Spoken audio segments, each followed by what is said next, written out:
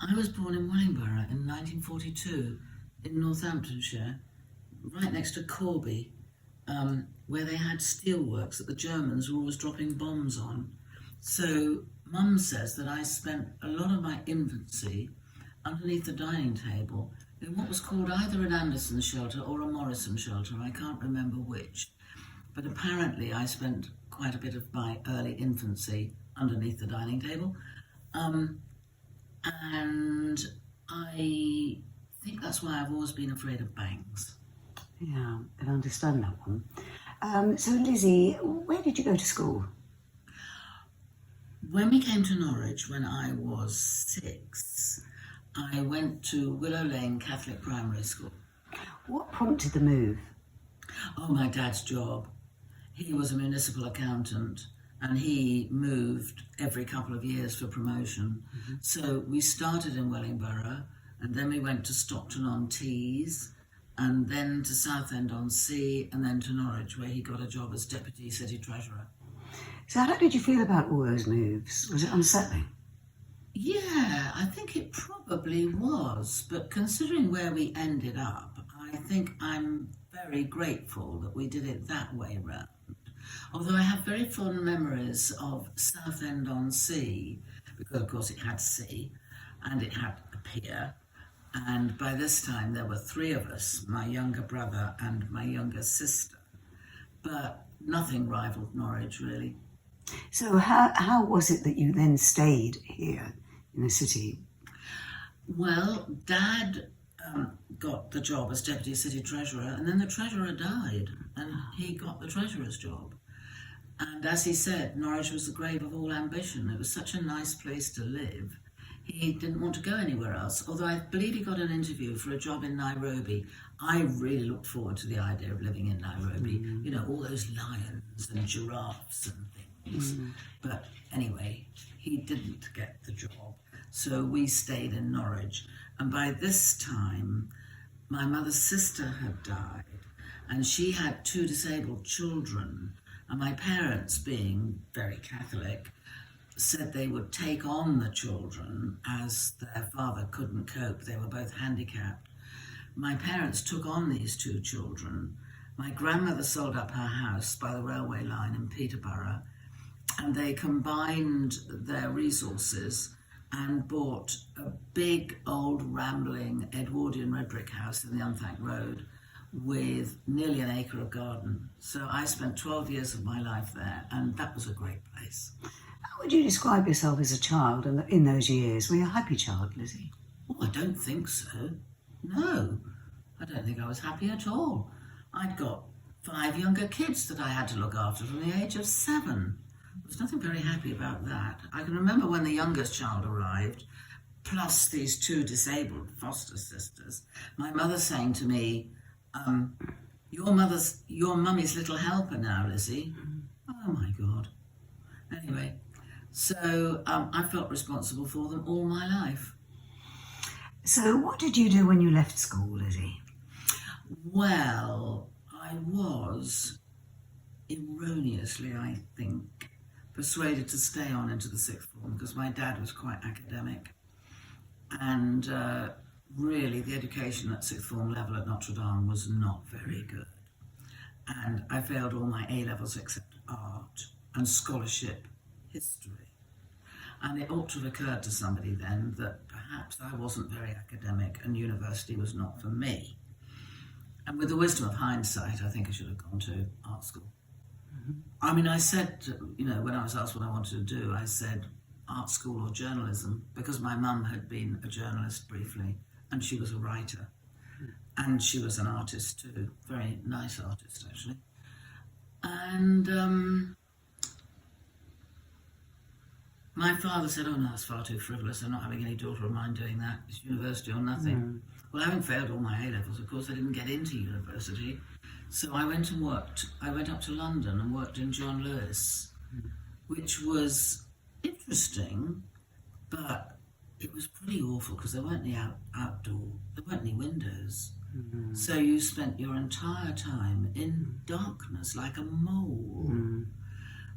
And it was about the time when the IRA was planting bombs in waste bins and things, so it was a bit grim, really. Yeah, it's a bit of a contrast, I should imagine, to your childhood in Norwich. Absolutely, the growing up. it was. But many of your stories, and your prose, your poetry, comes from the years, the early years, and the family life that you remember in Norwich, doesn't it? Great pictures of Norwich. Well, the thing is, of course, whatever your childhood is like, you think it's normal because it's the only childhood you've got. It was only as an adult that I realised how peculiar our upbringing was. Devout Roman Catholic, puritanical in approach, very moral, but lots of good basic values. And of course, being post-war and rationing in place, it was all very make, do and mend. So this was a lot of the substance of the poetry about my childhood. When did you return to Norwich? Oh, well, I did eventually get into university, amazingly. And I was away for 20 years altogether. And then after I had retrained as an interior designer in London, my brother invited me to come back to Norwich and join his furniture making business. So I came back to Norwich in 1980. And so what did you study at uni? Social science, which was extremely interesting, and it had a really profound effect. It made me very left-wing, actually. Social science. And now about relationships, Lizzie.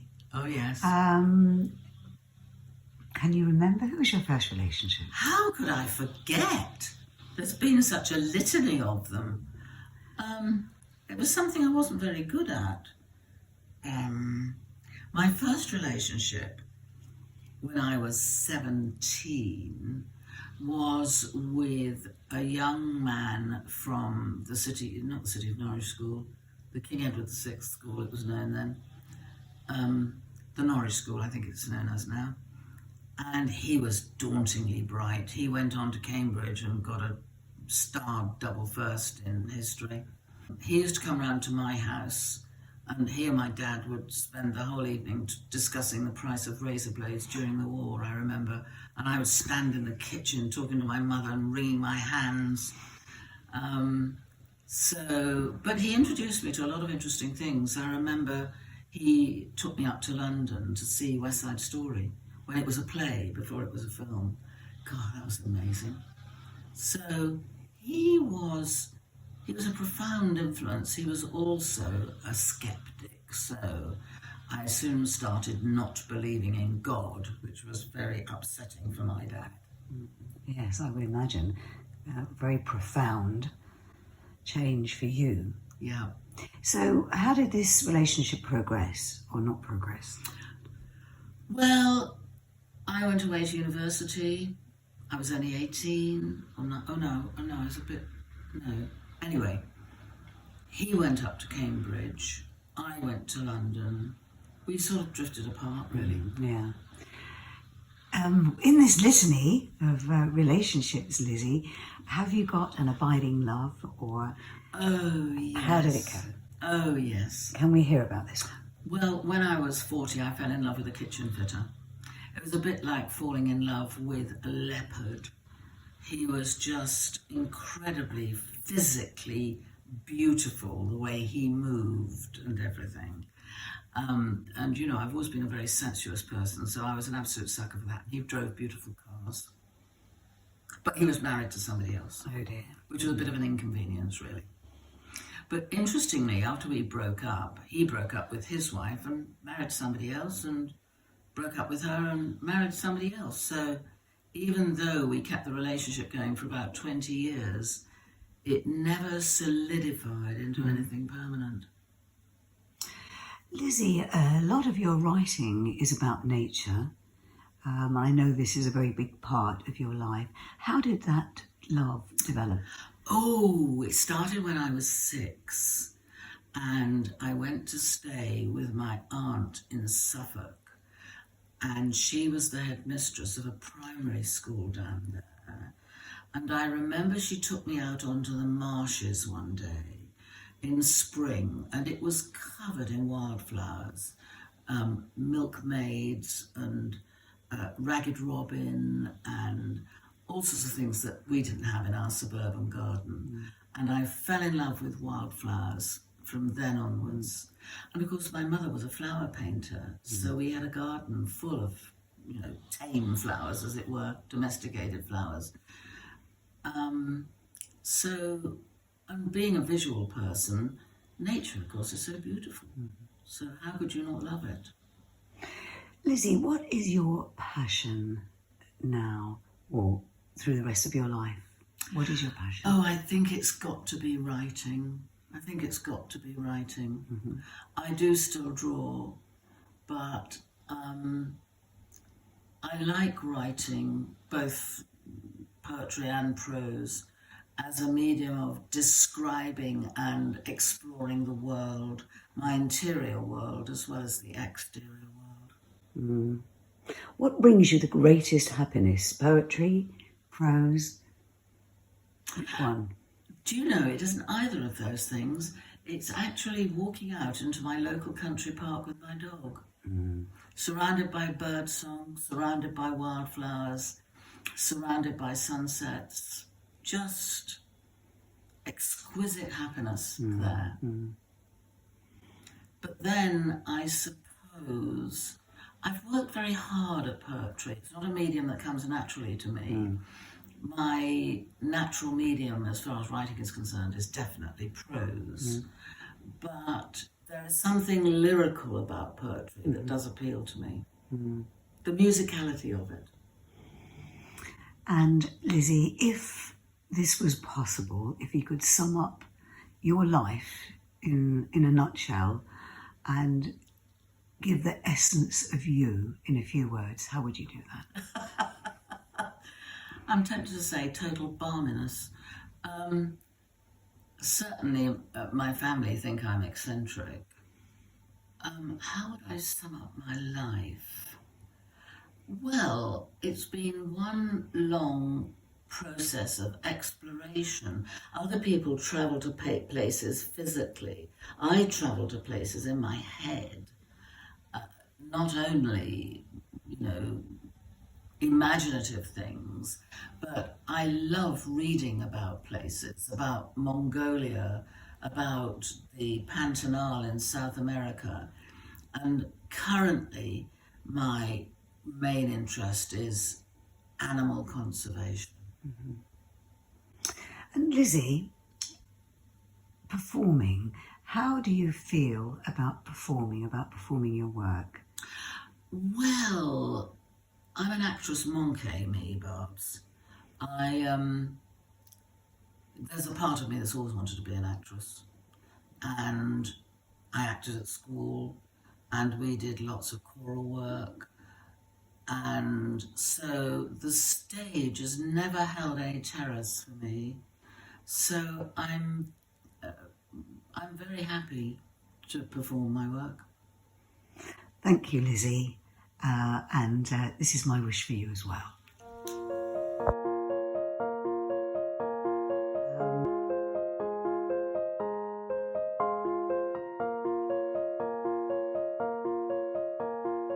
We're back again. We finished our last conversation with your return to Norwich.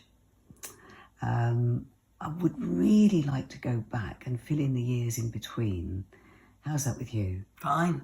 Okay. Well, let's begin at the beginning then. What was your first real career opportunity? I began my working life as a careers advisor after I took my degree in social science, and they were called youth employment officers in those days. And I went to work in Bristol, which was an extremely mixed community and pretty challenging. So I cut my teeth as a careers advisor there. And then I got married briefly and moved to Essex and worked for the Essex Youth Employment Service for several years, also as a careers advisor, and moving more into further and higher education at that time. What year? Have you give us some kind of year that this was? Now, that would have been the late 60s. It would be about 67. And your marriage was only brief.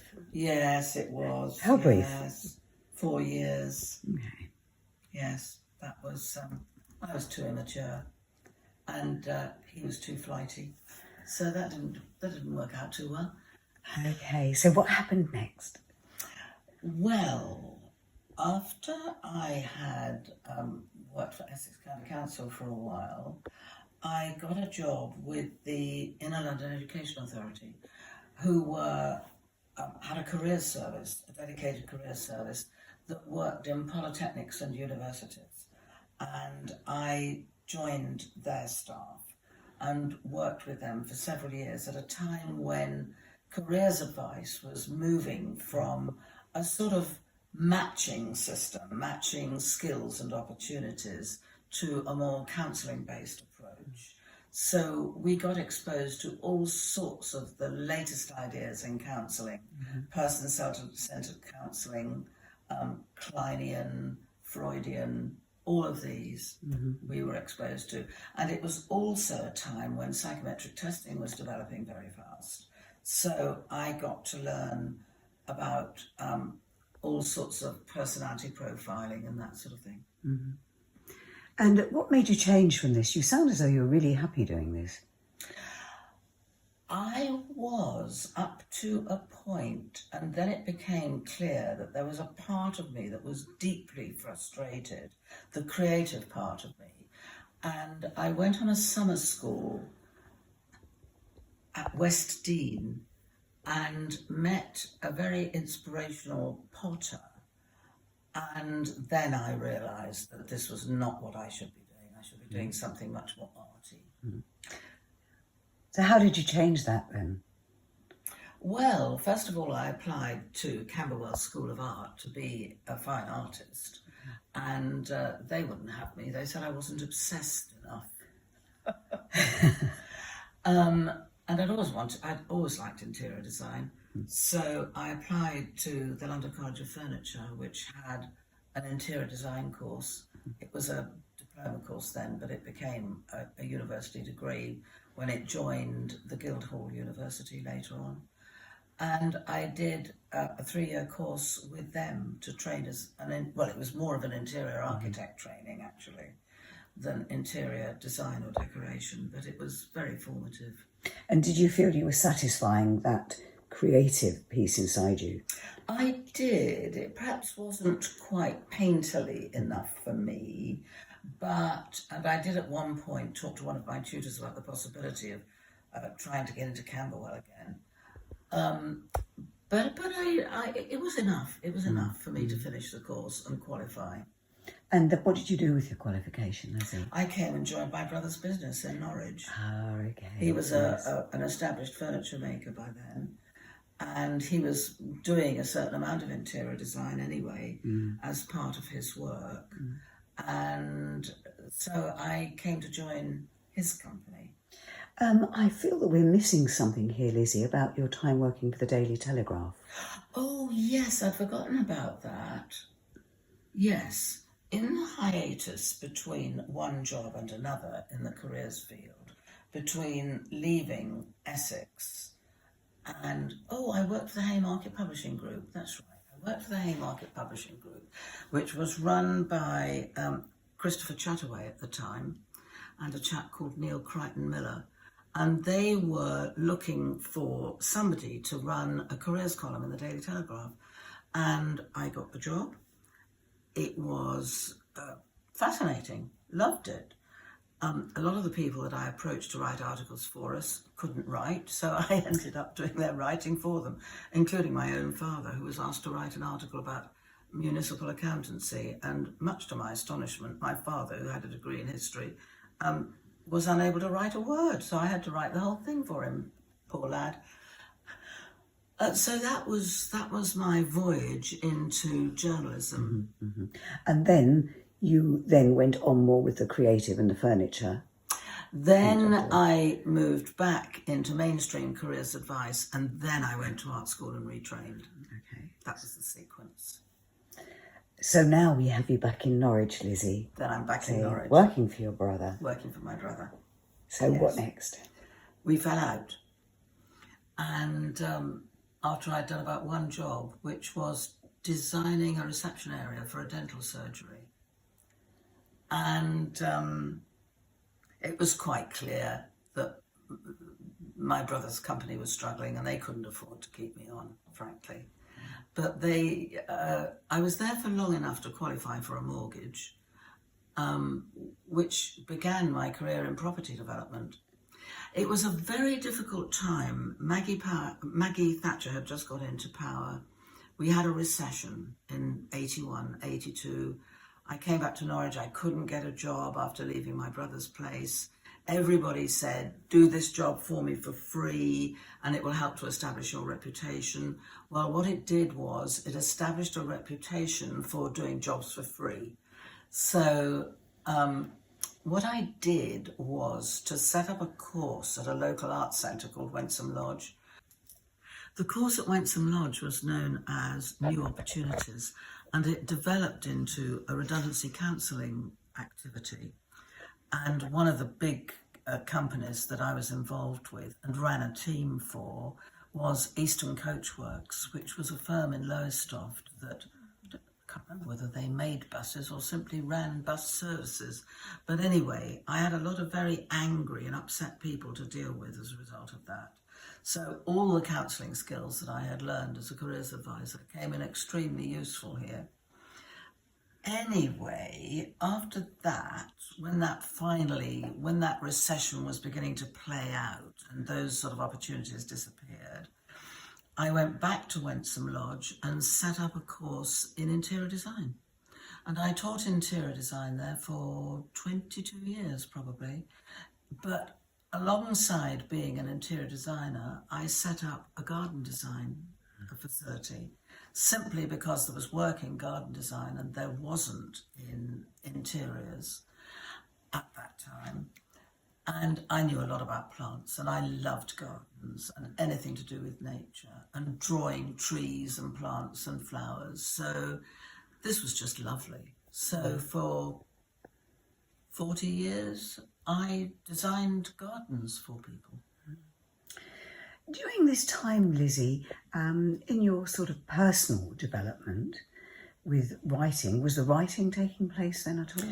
No, it wasn't, actually. You've got to remember, well, you don't know this, of course. When I came back to Norwich, I got together with an Irish writer called Jeremy Leland, and we lived together for 19 years. This was perhaps the most important relationship in my whole life. This was where I found some kind of certainty, some kind of focus, some kind of compatibility. He was an extremely talented writer. He wrote 8 novels and 2 books of non-fiction, which he wrote for the Norwich Citizens Advice Bureau, for whom he worked for about 27 years. There really wasn't room for 2 writers in one family. So I didn't write then. I was busy designing and drawing and developing properties. We developed a number of properties between us, which began my career as a serial property developer, which I found extremely rewarding. I loved that. You know, the architect monkey in me really enjoyed tearing houses apart and putting them back together again. So that was what I did for quite a long while. And your personal life was happy and fulfilling as well? It was very interesting. I'm not sure fulfilling is the word I'd use, actually. You know, he wasn't an easy man to live with, but oh boy, was he interesting. Not only did he write, but he was a very good talker as well. And a fantastic cook. We had some fantastic dinner parties, and every meal was a dinner party, really. Where did you live, Lizzie? Well, we lived in a number of places. When I met him, he lived in Mill Hill Road in Norwich with 5 lodgers. And he and I took over the one of the living rooms downstairs, which became our room. His 2 handicapped children also lived with him at that time. They were both autistic, or one was autistic and one was, I don't know how to describe it. He had learning difficulties. So there was a lot of dramatic things going on. He was also going through the process of a divorce with his wife, and he had come to England because you couldn't get a divorce in Ireland in those days. So he had to escape to England with his then lover, and the furniture and all his paintings went in one direction to the docks in Belfast, and he and Jill and the 2 children went in the car down to Dunleary to catch a boat and then drive to Reading, where another lover had lent him a flat. I tell you, you couldn't make this up. It was so for years we lived with the drama of his deteriorating relationship, which was absolutely fascinating, and included a trip to Beltitchburn, which was the family home in the east of Ireland, where he had tenants who were witches, professional witches. And I tell you, cleaning the house up after they'd gone was quite an experience. Anyway, after the witches, we came back to Norwich, and the children decided that they wanted to go and live in Ireland with their mum. Ireland is much kinder to disabled people than to people who are compromised than England is.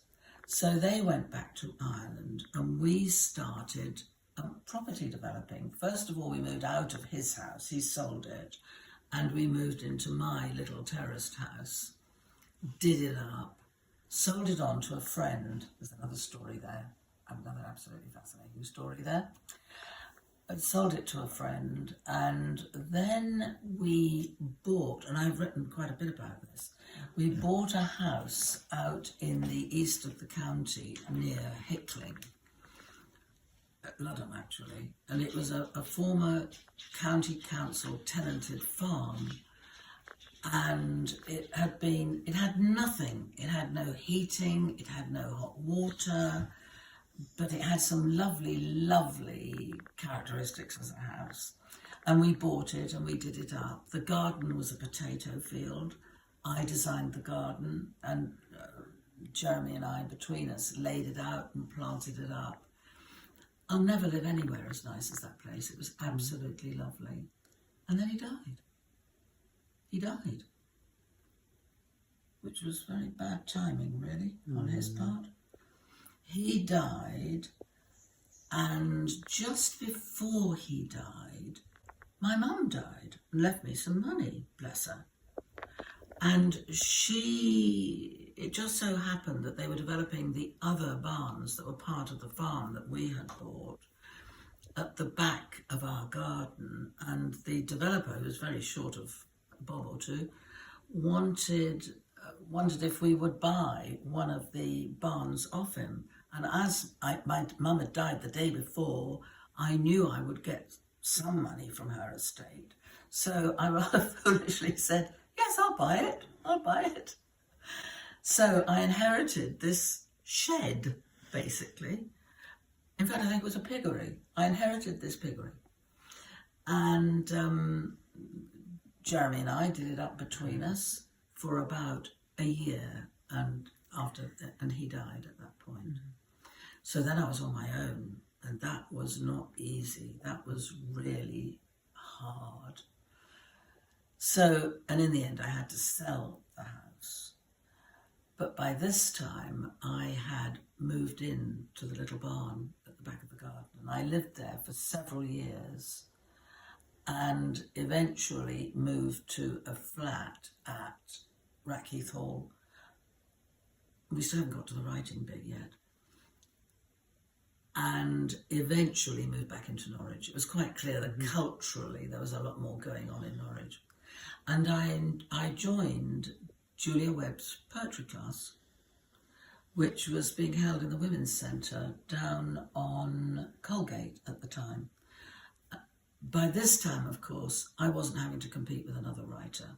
So I was able to express myself and do what I wanted to do in terms of writing. How many years ago was this, Lizzie? This would have been in about, well, it was 13 years ago, so it would have been about 2010, 2013, something like that. So this was your first involvement with you writing for yourself? It was, absolutely. And How did that feel, Lizzie? Well, I'd always found writing very easy. I started writing stories when I was 11. So, and I had a mother who was a writer, so I didn't find writing hard, but I did find writing contemporary poetry difficult. You know, I'd been brought up with Tennyson, Milton, Spencer, Cooper. The most modern I think I ever dealt with was Edward Thomas. Oh, that was one of the great things about living with Jeremy. He introduced me not only to a fantastic range of painters, but also a fantastic range of writers, because he was an Irish writer. So he introduced me to, is it Flann O'Brien, who wrote At Swim Two Birds, to James Joyce, moving across the channel a bit, to Dylan Thomas, to William Trevor, all sorts of people that had not come within my orbit at all as a writer.